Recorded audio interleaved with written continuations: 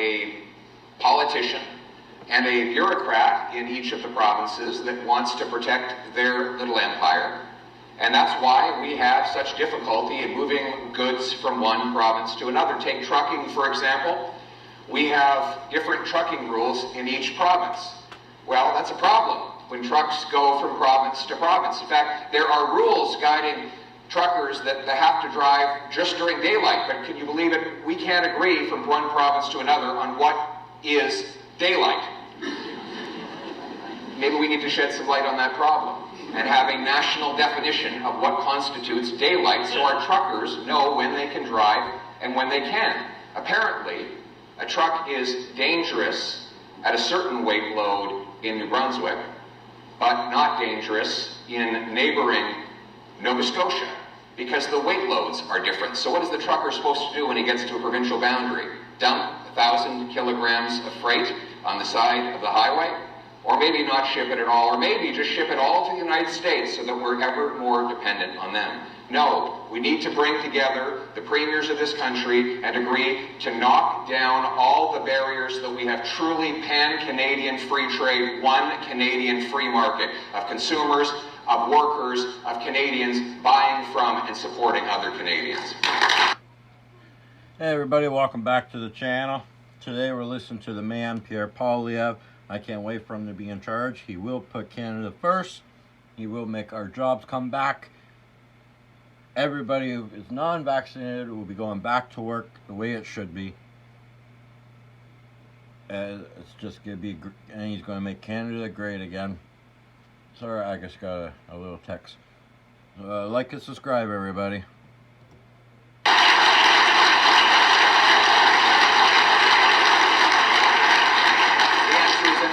You mentioned healthcare, Rabbi. Here we have a healthcare shortage. We have 20,000 immigrant doctors and 32,000 immigrant nurses that cannot work in Canada because there is no way for them to prove their qualifications. When I went and got my eye surgery, I met a technician there who works as an eye surgeon in Dubai 10 days a month and then comes back to his family where he works as a technician, because we won't license him. Apparently, Emirati eyeballs are different than Canadian eyeballs. I note that the UAE is actually a more developed and advanced country than Canada. He's good enough for them, but not for us. They say in Toronto, if you have a heart attack, don't call 911. Call an Uber, because the driver is probably a doctor.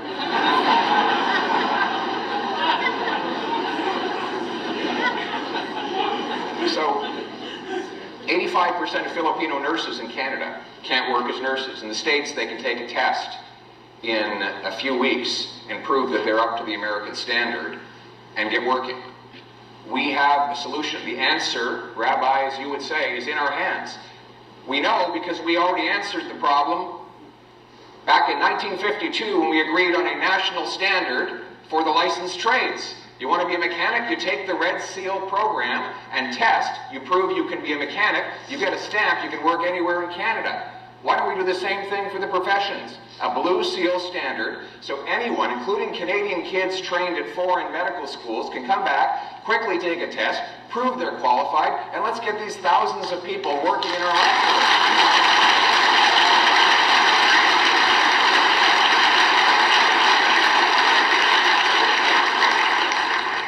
The answer's in our hands, but it means we're going to have to take some tough stances, and there might be licensing bodies that won't be happy losing their power.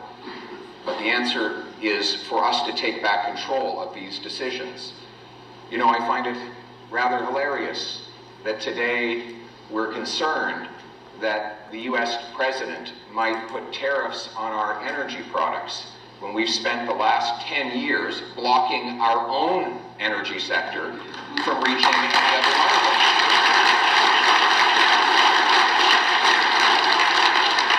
So let's get this straight. We have the third biggest supply of oil anywhere on Earth, and we're importing 120,000 barrels every single day, mostly from Saudi Arabia.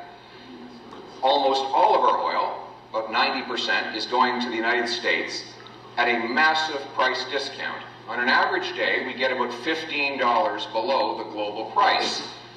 You know how much we sell in a day to the Americans? 4 million barrels. So do the math on that. We're talking like $60 million a day in discounts that we're giving the Americans so that they can take our raw materials, mark it up to the global price, and keep all the profits for themselves. This is the famous trade deficit President Trump is complaining about. He says he's buying more from us than we are from them. We're giving him stuff. Like, you know, obviously there's an old expression, if somebody's throwing money out the window, stand next to the window. And frankly, that's what we've been doing, because we can't get our product to any other market. We have the 5th biggest supply of natural gas anywhere on Earth, and we don't sell a single cubic foot of it outside of North America, even though the Germans, the French, the Greeks, the Japanese, and many others have said they are desperate to break their dependence on Russia and Qatar. But our Prime Minister says there's no business case to sell natural gas. So what does that mean? Europe keeps funding Putin by buying his gas. And now they're funding Qatar, which housed Hamas. France signed a 30-year supply agreement with the Qataris, who've doubled their production. Apparently they see a business case. The Americans have built 7 liquefaction plants in the last 9 years, and Canada has not completed a single one. The brilliant Squamish people had to wait 14 years to get licensed to begin building an LNG plant. And Chief Dale, when he took me to the future site, there was an old mill there that had contaminated the location. And he told me the story that his dad pulled him, they went out on the water and they looked over at that mill, and his dad said to him, "Son, you couldn't get hired as a janitor there because they don't hire our kind of people." Now, he is a part owner in the LNG plant that will be completed, and it will be the most environmentally friendly LNG plant anywhere on the earth. It will enrich the entrepreneurial Squamish people, and it will supply the world with clean, green, Canadian liquefied natural gas. We need to do that thousands of times over. But the answer is in our hands. Right now, it takes 19 years to get a mine approved in Canada. So we don't mine lithium, even though we have the 5th biggest supply. We don't export gas, even though we have the 6th biggest supply. We can't supply our own energy, even though it's right beneath our feet. We need to repeal these anti-energy laws and replace them with simplified, fast approval of natural resource projects that will protect the environment, consult and compensate First Nations, but get decisions made so that we can bring home the hundreds of billions of dollars of resource production that will make us independent, self-reliant, and a lot richer.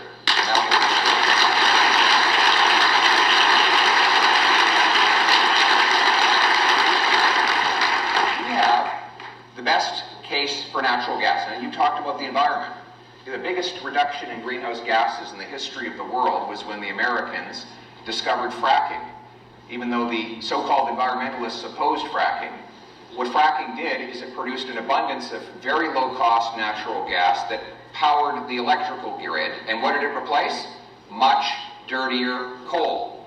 And so America's emissions have dropped more since they discovered fracking than have Canadian emissions. We brought in carbon taxes to punish people for using energy. We attacked our energy sector, and the Americans were able to reduce their emissions more than we were. Why? Because the solution to fighting climate change and lowering emissions is not taxing and regulating our people and industries into poverty.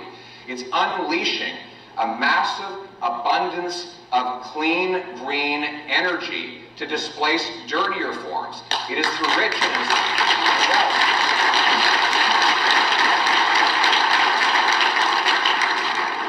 The shortest shipping distance. You know how long it takes to get to Asia from British Columbia? By ship, 11 days. From the States, from the southern Gulf Coast, it takes 20 days. We have cold weather.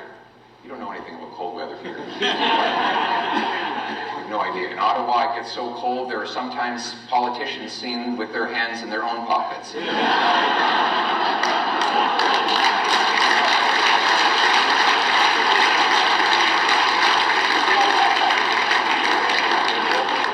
teeth like that one.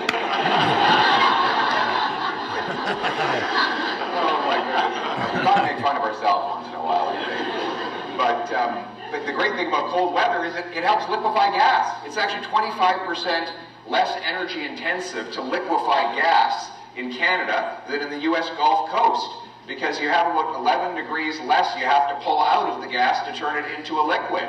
And we have clean, green hydroelectricity in British Columbia, Newfoundland, and Quebec that could power that liquefaction process and break dependence. You know, the Indians are planning to use coal for their electrical grid. If we gave them enough natural gas to displace half of their future coal, it would displace 2.5 billion tons of greenhouse gases, which is equal to 3 times the emissions of all of Canada.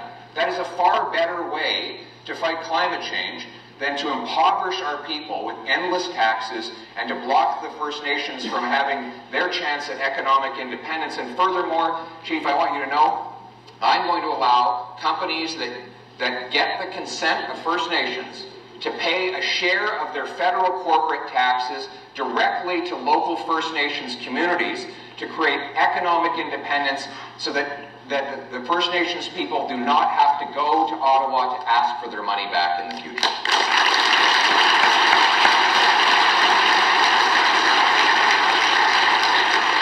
The answer is in our hands. Why don't we have homes in this country? Why is it that Vancouver is now the 3rd most expensive housing market in the world? The most expensive anywhere in North America. Worse than New York, Los Angeles, and Chicago. Housing costs in Vancouver are 50% higher than they are in Seattle, even though Seattle workers earn about 30% more than Vancouverites.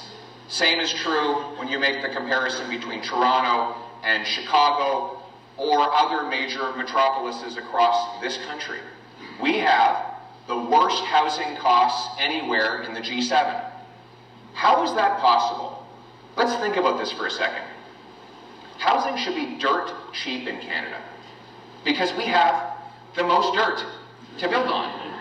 By far. We have over 10 times more land per person than the second closest G7 country. And yet we have the fewest homes per capita. They have more homes per capita in Japan than we do here in Canada. Why? We have the land. We spend twice as much as a share of GDP on home building. We have the most mortgage debt, so we're borrowing more to build homes. So where are the homes? What's stopping them? The answer is government. In Vancouver today, 60% of the cost of every newly built home is government. It is government taxes, fees, charges, delays, land set-asides, and more. More money from a newly built home in Vancouver goes to bureaucrats than goes to the carpenters, electricians, and plumbers who actually build the homes. This is insane. Social justice? The single biggest driver of the gap between the rich and the poor is real estate. Very simple.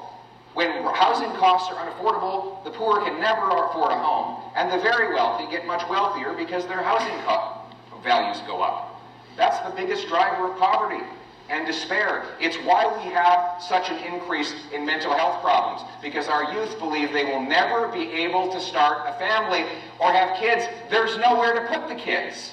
So what's the solution? We have to cut through the governmental obstacles to build the homes.